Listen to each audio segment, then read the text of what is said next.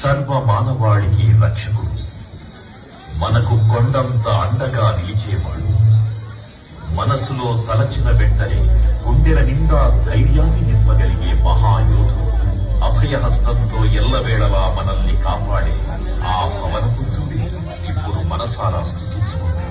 శ్రీ పంచముఖ ఆంజనేయ స్వామిగా అవతారమెత్తిన కథని దృశ్య రూపంలో తిలకిద్దాం రండి.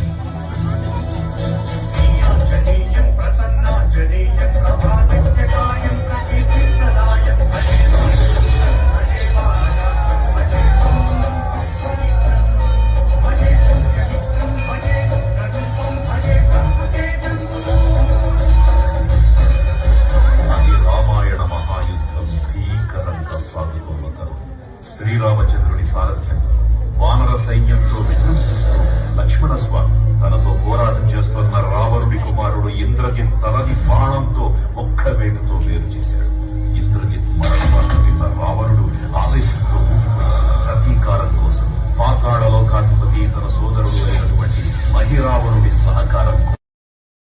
Download ShareChat.